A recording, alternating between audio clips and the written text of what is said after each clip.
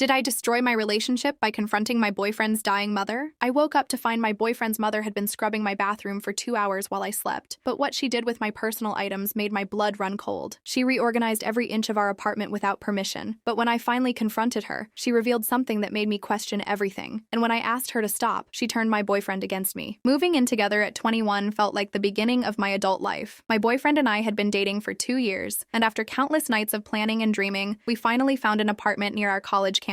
Well, I say we found it, but the reality was more complicated than that. He wanted a studio apartment, something small, efficient, just big enough for the two of us. But his mother was paying his half of the rent, and she had other ideas. She insisted on a one-bedroom apartment, complete with a pull-out couch in the living room. Her reasoning was simple and, at the time, seemed reasonable enough. She wanted to visit during football game weekends, and she needed a place to sleep. I agreed to pay half the rent, which felt fair even though I had no say in choosing the apartment size. Looking back now, that should have been my first warning sign. Not about the apartment itself, but about the dynamic I was walking into. The real problem started on moving day. My boyfriend had landed a summer internship 3 hours away, and his schedule made it impossible for him to be there when we got the keys. So it was just me and his mother, carrying boxes up 3 flights of stairs in the August heat. His mother is a force of nature. She stands barely 5 feet tall, but she has the energy of someone half her age and twice her size. She insisted on helping, and honestly, I needed the help. Between my belongings and his, we had accumulated more stuff than I realized 2 people could own. By the time we finished hauling everything upstairs, I was drenched in sweat and my arms felt like rubber. Boxes were stacked everywhere, labeled in my careful handwriting. Kitchen supplies, bedroom linens, my clothes, his books. Everything had its place, waiting to be unpacked. That was when his mother turned to me with bright eyes and said she could stay and help me unpack. I felt a flutter of discomfort in my chest. I come from a family of 10 siblings. Privacy was a luxury we rarely had growing up, which made it precious to me now. The thought of someone else going through my belongings, deciding where my things should go, touching my personal items, it made my skin crawl. I tried to be polite but firm. I told her I appreciated the offer, but I really enjoyed unpacking. It was therapeutic for me, I explained. A way to make the space feel like mine. Plus, I had to leave for a few days to help my parents with something back home, and I would have plenty of time to unpack when I returned. She smiled and nodded, and I thought we had an understanding. I was so wrong. When I returned to the apartment 3 days later, I knew something was wrong the moment I turned my key in the lock. The apartment smelled different. Not bad, just different. Like lemon cleaning solution and fresh laundry and something floral I could not quite place. I pushed open the door and froze. Every single box was gone. The apartment looked like something out of a home decor magazine. Furniture was arranged perfectly. Picture frames I had not even unwrapped yet were hanging on the walls. The kitchen was fully organized, with dishes in the cabinets and utensils in the drawers. My heart started pounding as I walked through the apartment in a daze. I opened the bedroom closet and found all of my clothes hanging up, organized by color and type. My dresser drawers were full of my folded underwear, my socks, my personal items, things I had packed carefully in boxes, things I had specifically asked her not to touch. In the bathroom, I found my razors lined up on the counter. My tampons and pads were visible in an open organizer under the sink. My medications were arranged in the medicine cabinet. Everything was unpacked. Everything was organized, and none of it was where I would have put it. I sat down on the couch, the same couch that was now in a completely different position than where we had left it, and tried to process what had happened. She had gone through everything. Every box, every bag, every personal item I owned. She had touched my clothes, my bathroom supplies, my most private possessions. I felt violated in a way I struggled to articulate. It was not that anything was missing or damaged. Everything was there, clean and organized and put away. But it was not mine anymore. Not really. Someone else had made all the decisions about where things should go, how things should be arranged, what should be visible, and what should be hidden. When my boyfriend came home that weekend, he immediately noticed my mood. I tried to explain how I felt, but he seemed confused. His mother had been trying to help, he said. She probably thought she was doing us a favor, saving us the work of unpacking. She had always been like this, always trying to take care of things, always wanting to help. He told me she had poor boundaries, that she had always been too involved in his life. He was an only child, he explained, as if that justified everything. She did not know how to let him be independent, but he had learned to live with it, and maybe I could too. I wanted to scream. I wanted to demand that he understand why this was not okay, why learning to live with someone violating your boundaries was not actually a healthy coping mechanism. But I looked at his tired face, at how hard he was trying to keep everyone happy, and I swallowed my anger. I decided to let it go, to take a deep breath and move forward. After all, it was just unpacking, right? It was done now. We could move on. I had no idea that this was only the beginning. She started visiting every few weeks, always timing her trips to coincide with home football games. The routine was always the same. She would arrive on Friday afternoon, we would go to dinner, attend the game on Saturday, and she would leave Sunday morning. Except she never just left Sunday morning. The first time it happened, I woke up on Sunday to the sound of the vacuum cleaner. I stumbled out of the bedroom, still half asleep, to find her cleaning our living room. room. She had already done the kitchen, she told me cheerfully. The dishes were washed, the counters were scrubbed, the floor was mopped. I thanked her, because what else could I do? But inside, I felt that same uncomfortable twist in my stomach. This was my home. I had not asked her to clean it. I had not given her permission to go through our things, to decide what needed cleaning and what did not. The second time she cleaned while we were at the game. We came home to find the entire apartment spotless and our things rearranged. The books on our shelf were alphabetized. Our mail was sorted into neat piles. The throw pillows on the couch were arranged in a pattern we never used. I spent an hour after she left trying to find my planner, which I had left on the coffee table. She had put it away somewhere helpful, she said when I called to ask. Somewhere it would not create clutter. It took me 2 days to find it in a drawer I never used. The third time, I tried to set a boundary. Before she arrived, I told my boyfriend we needed to talk to her. We needed to explain that while we appreciated her desire to help, we were adults who could clean our own apartment. We did not need her to do it for us. He agreed to talk to her, but somehow the conversation never happened. She would start cleaning before we woke up, or while we were in the shower, or the moment we left the room. By the time we had a chance to say something, she had already finished and was so pleased with herself that neither of us had the heart to tell her to stop. Then came the incident with the sheets. I came home from class one afternoon during one of her visits to find her in our bedroom, stripping our bed. Our sheets were already in the washing machine. She was putting on fresh ones, the ones I kept in the back of the closet for guests, not the ones we actually used. Something inside me snapped. Those sheets, those specific sheets she was washing, had been on our bed that morning when we woke up. We had slept in them, together. And now she was handling them, washing them, seeing whatever evidence of our private life might be on them. I kept my voice calm, but I was firm. I told her I appreciated the thought, but I really preferred to wash our sheets myself. And my clothes, too. Those were things I needed to handle personally. It was about my privacy, I explained. I needed to know that some things in my home were just mine. She looked hurt, but she nodded. She apologized and said she understood. She was just trying to help. She had not meant to overstep. I felt guilty for making her feel bad, but I also felt relieved that I had finally set a boundary. That relief lasted exactly until her next visit. The visits continued, and so did the cleaning. Despite my clearly stated boundaries, despite multiple conversations, despite my boyfriend backing me up and asking her to stop, she kept doing it. Every single time she visited, we would wake up to find her scrubbing something, reorganizing something, washing something. My perfume bottles would be rearranged on my dresser. My makeup would be organized by type instead of by how I used it. Our towels would be refolded in a different pattern. Small things, maybe, but constant reminders that I did not have full control over my own space. I started to dread her visits. The anxiety would start building days before she arrived. I would find myself cleaning obsessively, trying to make everything perfect, so she would not feel the need to clean it herself. But it never mattered. She always found something that needed her attention. My boyfriend tried to understand, but I could tell he did not really get it. To him, having a clean apartment was a good thing. His mother was helping, she was being nice, she meant well. Why was I making such a big deal out of it? I tried to explain it differently. I asked him how he would feel if I went through his phone without permission, even if I had good intentions, even if I was just trying to help organize his contacts or delete old messages. He said that was different. That was private. And I said yes, exactly, that was my point. Some things are private even if they are not secret. Some boundaries matter even when the intentions are good. He started to get it, slowly. He began noticing how stressed I became before her visits. He saw how I would tense up when we heard her moving around in the morning. He watched me search for my things after she reorganized them, trying to figure out where she had decided they should go. He started having more serious conversations with her. He told her directly that the cleaning made me uncomfortable, that we needed her to respect our space. She would promise to stop, but then the next visit would be exactly the same. It was like talking to a wall, or worse, like talking to someone who heard you but simply chose not to listen because they knew better than you did what you needed. Then came the visit that changed everything. She arrived late Friday night after the football game. We were all exhausted, so we decided to set up the pull-out couch and go straight to bed. We said goodnight, closed our bedroom door, and fell asleep within minutes. I am normally a light sleeper, but I had been dealing with increasing pain from what I later learned was endometriosis. My doctor had given me medication that helped with the pain, but made me sleep more deeply. So when I finally woke up that Sunday morning, it took me a moment to register what I was hearing. Cleaning sounds, the spray of cleaning solution, the swish of a cloth on surfaces, the quiet clink of items being moved around. I checked my phone. It was 8 in the morning. I got up and went to the living room, where I found her cleaning our kitchen. But this was not casual tidying. This was deep cleaning. The kind of cleaning where everything comes off the shelves and counters, where every surface gets scrubbed, where every item gets wiped down individually. I asked her how long she had been awake. She smiled and said since 6. She had been cleaning for 2 hours while we slept. 2 hours. She had been going through our apartment, through our things, making decisions about our space for 2 full hours before we even knew she was doing it. My boyfriend came out of the bedroom and immediately noticed the tension in the air. He saw the cleaning supplies spread across the kitchen, saw the stressed look on my face, and went to talk to his mother. I heard him explaining again that she did not need to do this, that That we appreciated the thought, but we would prefer to clean our own apartment. That she kept moving things around and we could not find anything afterward. Her response made my blood pressure spike. She brushed him off with a casual laugh and said it was okay. She would put everything back how she found it. Then she added that it was really gross in here, implying that we were living in filth and she was doing us a favor by cleaning up after us. I was in the bathroom at that moment, and her words hit me like a slap. I looked around the bathroom and realized she had been in here too. All of our towels were refolded and rearranged. The bath mats were in different positions. My perfumes were moved. My makeup was reorganized. She had been in our private bathroom, touching our personal items, going through our things while we slept. While we were completely vulnerable and unaware, something inside me broke. I came out of the bathroom and I did not yell. I did not scream or cry or lose control, but I was done pretending this was okay. I told her that it really bothered me when she cleaned our space, that every time she did it, it made me feel like a place I was paying for did not actually belong to me, that I felt like someone else was treating my home like it was theirs, making decisions about my space without my input or consent. I said I appreciated the effort, I really did. I understood she was trying to help, but it made me deeply uncomfortable, and I needed her to hear that and respect it. She stopped cleaning. For a moment, she just stood there with the cleaning cloth in her hand, looking at me. Then she changed the subject entirely, asking about our plans for lunch. I thought that was it. I thought she had finally heard me, that we had reached an understanding. The tension in my shoulders eased slightly. We made small talk about nothing important, and I started to relax. My boyfriend left for his shift at work shortly after. He had a part-time job that required weekend hours, and he could not miss it. His mother stayed for a few more hours, and we watched television together. The conversation was stilted and awkward, but at least we were being civil. She left around noon, giving me a hug that felt stiff and uncomfortable. I hugged her back and told her to drive safely. After she left, I collapsed on the couch, emotionally exhausted but relieved that the visit was over. Then my boyfriend called me that evening, and I knew immediately that something was wrong. His voice had that careful, measured quality it got when he was trying not to take sides in a conflict. His mother had called him, he said. She was very upset. She told him that I had deeply hurt her feelings, that she was only trying to help, that I was being disrespectful and ungrateful. She said that as guests in our home, we should be better hosts, that we should keep the apartment cleaner for her when she visits, that it was embarrassing how we lived, and she was just trying to help us maintain basic standards. I felt like I had been punched in the stomach. I had been as polite as I knew how to be. I had explained my feelings calmly and clearly. I had not attacked her or insulted her. I had simply set a boundary, asked her to respect my space, and now I was the bad guy. My boyfriend was caught in the middle, and I could hear the stress in his voice. He understood why I was upset, he said. He agreed that his mother needed to respect our boundaries, but she was his mother, and she was hurt, and he did not know how to fix this. That was when he told me something I had not known before. Something that reframed everything, but also made everything so much more complicated. His mother had metastatic breast cancer. It had spread, and the prognosis was not good. The doctors did not know how much time she had left. Months, maybe a year if they were lucky, but probably not much more than that. Suddenly, every interaction took on a different weight. Every boundary I had set felt cruel in retrospect. Every time I had asked her to stop cleaning, I had been rejecting her attempts to care for her son, to be involved in his life, during the limited time she had left. The days after that conversation were some of the hardest of my life. I felt crushed under the weight of conflicting emotions. Guilt, anger, sadness, resentment, compassion, all tangled together in a knot I could not untie. Part of me wanted to apologize, to tell her she could clean whatever she wanted, reorganize whatever she needed to, violate whatever boundaries she felt like crossing. Because how could I deny a dying woman the comfort of taking care of her son? How could I be so selfish as to prioritize my own comfort over her need to feel useful and needed during her final months? But another part of me, the part that had grown up fighting for any scrap of privacy among 10 siblings, the part that had worked hard to build an independent adult life, that part refused to back down. Because terminal illness did not erase my right to boundaries. Dying did not give someone unlimited access to my personal space and belongings. Compassion for her situation did not require me to sacrifice my own sense of safety and autonomy in my own home. I tried to find a compromise. I called her and suggested we could clean the apartment together before her visits. That way, it would be clean to her standards, but I would be involved in the process. I would know where everything was, and nothing would feel like a violation. She did not like that idea. She said it was too much to ask of me, that she did not want to burden me, but I heard the subtext clearly. She did not want to clean with me. She wanted to clean for us, to us, in spite of us. She wanted the control that came with being the one who knew where everything was, who had touched everything, who had made every decision about our space. My boyfriend tried to mediate, but he was drowning in his own grief and confusion. His mother was dying, and his girlfriend was fighting with her. Two of the most important women in his life were at odds, and he was stuck in the middle, unable to make either of them happy without hurting the other. The visits continued, and so did the cleaning. I started removing my most personal items before she arrived, hiding things I did not want her to touch. I locked drawers that did not need to be locked. I put away photographs and journals and anything else that felt too intimate for her to handle. It felt like living in a state of siege in my own home. I was constantly on guard, constantly protecting my territory, constantly fighting a battle I was not sure I had the right to fight. My endometriosis got worse, probably from the stress. Some days, the pain was so bad I could barely get out of bed. The apartment was not as clean as it used to be because I physically could not maintain it the way I had before. My boyfriend helped, but he was dealing with his own stress about his mother's health and his demanding school schedule. So when his mother visited and saw the dishes in the sink or the laundry piling up or the dust on the furniture, she saw proof that we needed her help, that we could not manage without her, that her cleaning was necessary, not invasive. And maybe she was right. Maybe we did need help, but not like this. Not in a way that made me feel like a child being checked up on, like a tenant being inspected by a landlord, like a guest in my own home. I lie awake at night sometimes, running through the same questions over and over. Where is the line between setting healthy boundaries and being needlessly cruel? How do you balance compassion for someone who is dying with respect for your own needs and limits? When does accommodation become self-erasure? When does standing your ground become selfishness? I think about the fact that someday soon, she will be gone. My boyfriend will lose his mother, and I will lose any chance to build a better relationship with her. Every conflict we have now is one more painful memory he will carry after she is gone. Every boundary I set is one more thing she might resent in her final days. But I also think about the fact that I have to live in this apartment every single day, that my sense of safety and privacy in my own home matters, that learning to set boundaries now, even when it is hard, even when it hurts, is an essential life skill that will serve me long after this specific situation is resolved. I think about the person I want to be, someone who is kind and compassionate, yes, but also someone who respects herself enough to ask for respect from others, someone who can hold space for other people's pain without drowning in it, someone who understands that sometimes the most loving thing you can do is to be honest, even when honesty is uncomfortable. So I am left with the question that keeps me up at night, the question I cannot answer no matter how many times I turn it over in my mind, the question I pose to you now, whoever you are, reading this story and judging the choices I have made. Am I wrong for setting boundaries with a dying woman? Am I selfish for prioritizing my own comfort over her need to feel useful and involved? Should I have just kept my mouth shut, let her clean whatever she wanted, and dealt with my discomfort in silence? Or was I right to speak up, to advocate for myself, to insist that terminal illness does not erase my right to privacy and autonomy in my own home? I honestly do not know, and that uncertainty is the hardest part of all.